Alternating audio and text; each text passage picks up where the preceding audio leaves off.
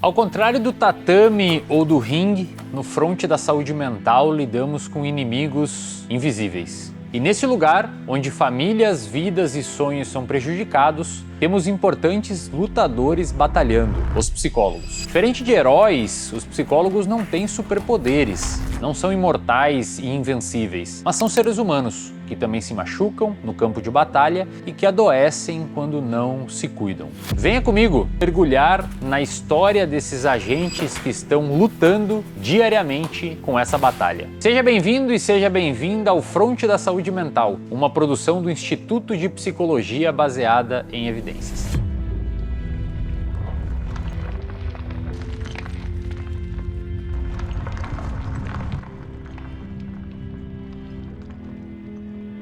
Como disse, os agentes que estão no front são pessoas como eu, como você, ou seja, pessoas comuns, pessoas cheias de problemas. São seres humanos e não super-heróis. Eles adoecem, precisam pagar boletos, sustentar suas famílias e os seus sonhos. Eles têm medos, dúvidas, incertezas, são inseguros, erram e acertam, tentam fazer o melhor com aquilo que está disponível. E em busca de acertar, esquecem-se de si e ultrapassam os seus limites. São psicólogos, principalmente no início da carreira, que estão à beira de um burnout.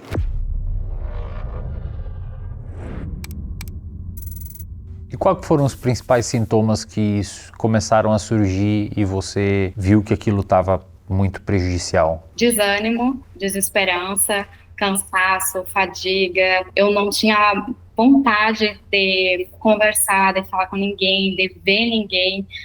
Às vezes eu acordava muito desanimada, chorando. E eu vi, bom, isso não é normal.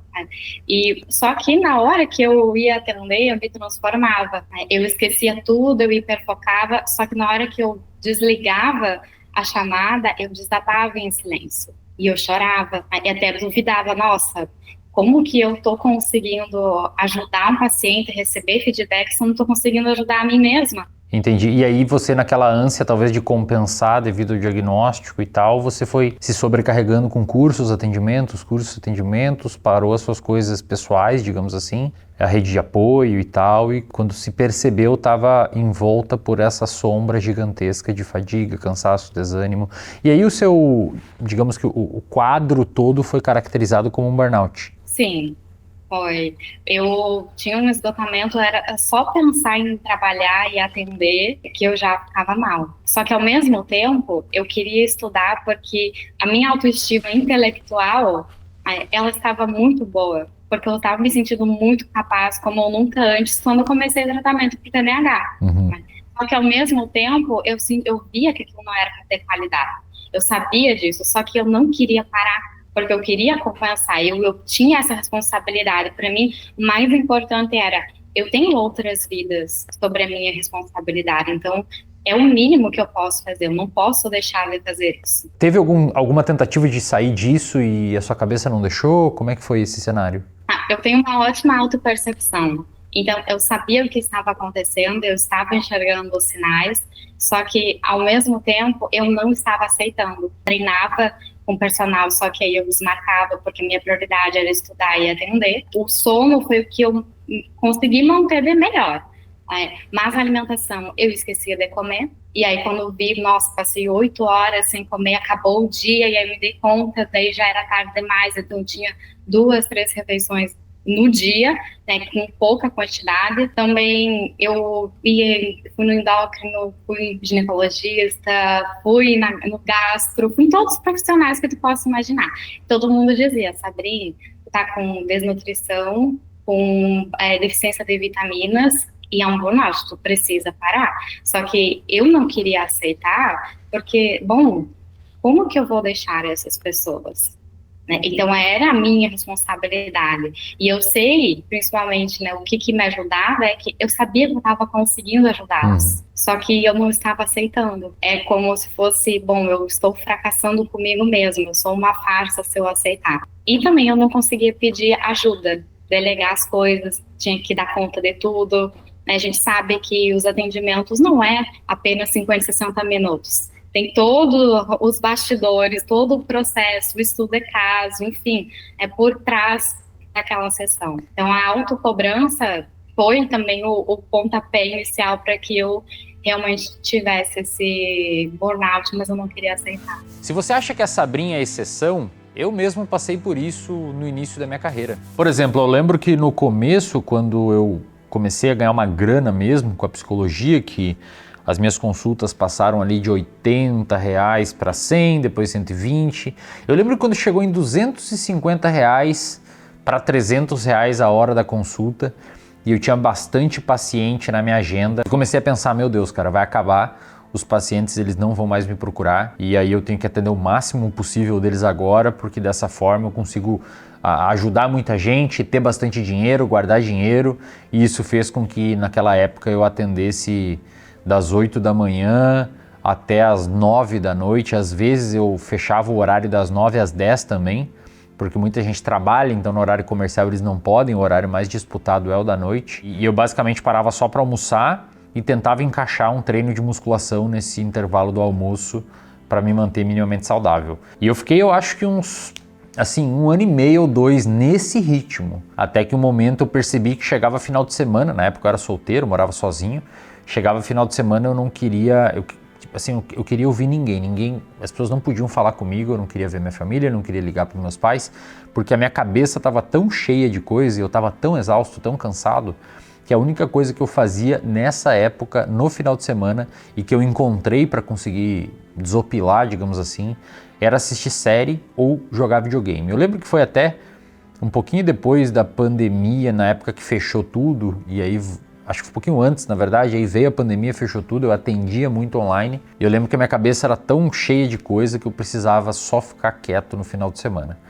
Aí eu percebi que algumas sessões começaram a perder a performance devido ao número de pessoas que eu atendia, e eu resolvi restringir o número de pacientes que eu estava atendendo e resolvi aumentar um pouquinho o valor da consulta para ter mais qualidade de vida e, obviamente, conseguir estudar mais também para entregar mais valor para os pacientes que eu atendia. Então acho que existe essa fase no profissional da psicologia, e eu espero que todo mundo que esteja assistindo isso estude e tenha proveito nos estudos e aprenda com as pessoas corretas para chegar nessa fase, que é uma fase de comodidade versus aceleração, digamos assim.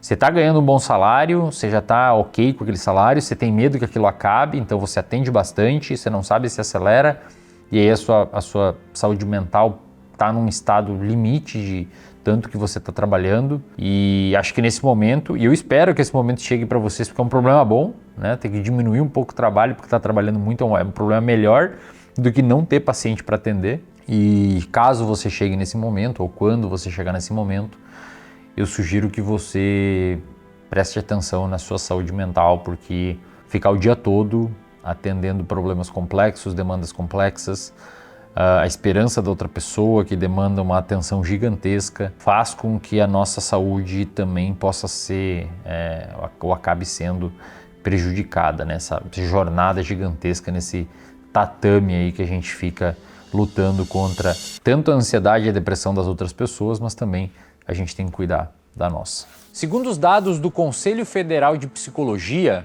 o Censo-Psi de 2022, o Brasil tem mais de 500 mil de psicólogos ativos registrados. Em um período de 10 anos, a quantidade desses profissionais no nosso país quase que dobrou. Falamos de profissionais que atendem diariamente demandas emocionais intensas, que precisam ouvir, acolher, intervir e estar presente a todo momento na consulta, que atendem muitas vezes gente do mundo inteiro da solidão de sua casa, através de uma tela como essa que você está me assistindo, que vive a incerteza de saber se está acertando ou se está errando dentro da sua intervenção. Profissionais com agendas lotadas, muitas vezes à beira do colapso no início da carreira, como você já viu. Mas como esses psicólogos podem ter uma vida equilibrada? Levamos essa pergunta para quem entende de psicólogos clínicos.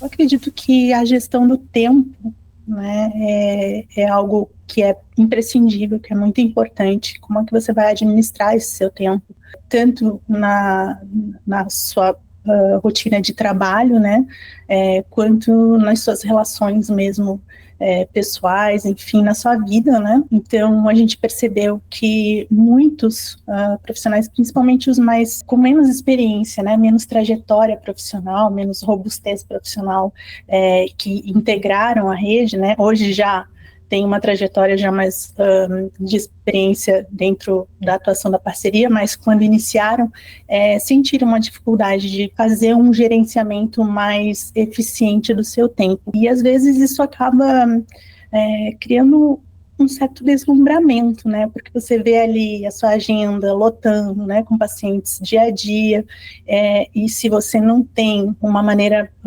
eficiente de gerenciar isso, acaba sendo problemático. Uma agenda vazia é problemático, mas uma agenda superlotada também pode ser problemático se você não consegue gerenciar esse tempo, né?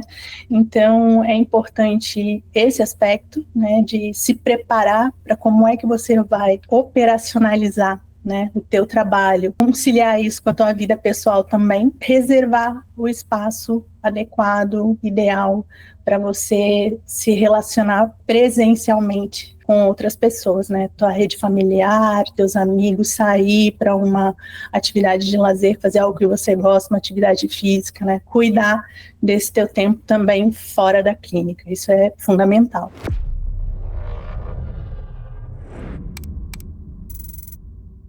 Você conheceu muitos profissionais da psicologia. O que você diria que é a grande diferença entre aqueles que conseguiram uma qualidade de vida em termos financeiro e aqueles que não conseguiram? O psicólogo, de modo geral, ele é muito empático. Ele tem uma capacidade quase que inigualável de se colocar no lugar do outro e perceber nuances no comportamento alheio que muitas vezes outras profissões não conseguem. Agora, uma dificuldade que os psicólogos têm é de sistematizar os seus processos e também, talvez, dar uma certa ordem para as suas atividades diárias. Então, o exercício constante dessa sistematização, de olhar isso como um processo, como um trabalho, não simplesmente como um dom natural que você tem, vai te trazer uma segurança maior na hora de tomar uma decisão importante. Você pode estar se perguntando como ter isso na prática, como associar o conhecimento de alto nível, atender e viver com qualidade. Agora nós vamos te mostrar que isso não é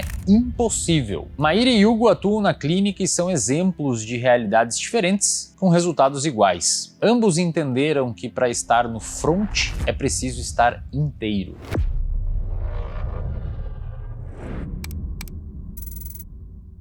Teve um momento onde eu percebi que se eu quisesse exercer a minha profissão, ou eu teria que fazer um concurso público, isso 6 anos atrás, 6, 7 anos atrás, ou eu teria que depender de prefeitura a cada ano, eu teria que estar ali fazendo propaganda, e eu não sou nada desse perfil, não sou nada política nesse sentido. Então eu percebi que eu teria que fazer algumas concessões no curto prazo. Então eu acordava às 5 da manhã, dormia às 10h30 da noite, estudando, trabalhando, mas eu sabia que aquilo ali era temporário. Então, não existe um atalho, por exemplo, quando você quer ter uma ascensão, você vai ter um momento de mais dificuldade, mas é preciso ter uma previsão do final disso. Então, preciso que aquilo ali tenha um tempo determinado. E eu sabia que isso ia chegar. Então, eu dediquei muito, estudei bastante, atendi um CID inteiro de pacientes que me deram muita experiência profissional.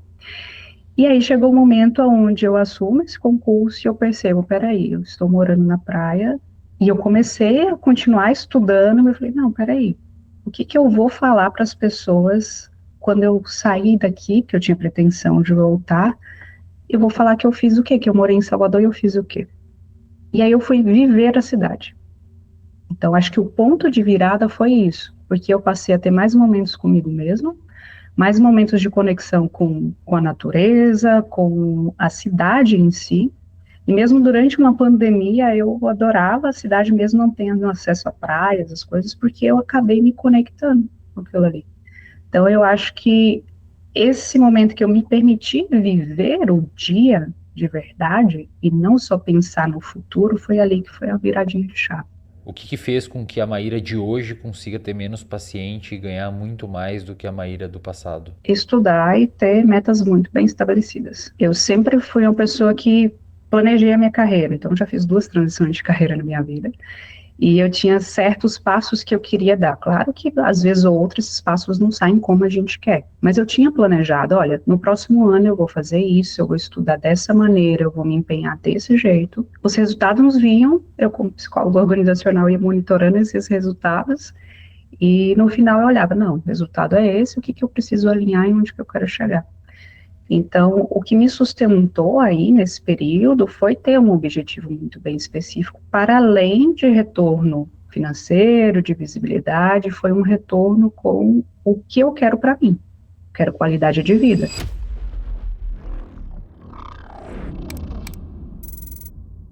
Tem 2 pontos muito importantes, assim, sabe? A questão de produzir conteúdo é muito importante, a questão de se expor é muito importante, e esse é um desses pontos que eu levantaria, sabe?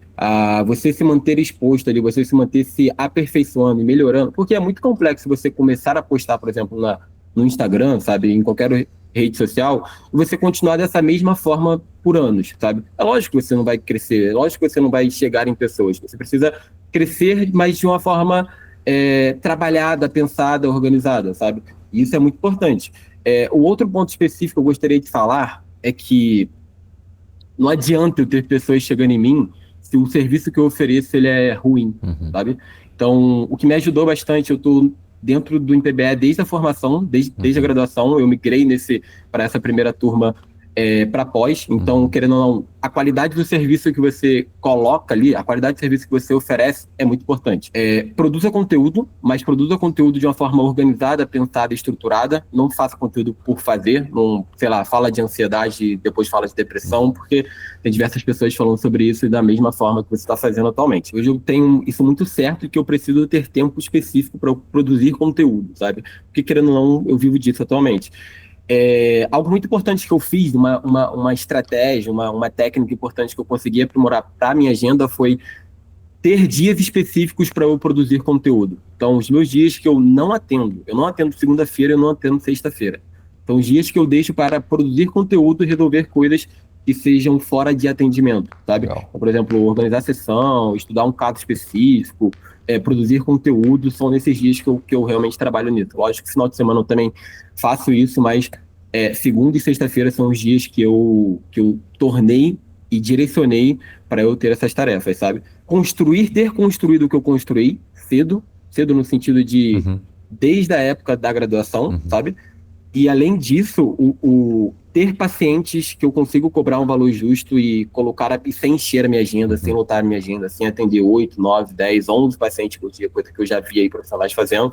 Então, a questão, o cerne é ter tempo. E como é que eu faço para ter tempo atendendo por um valor justo e ter pessoas que me possibilitam isso, sabe?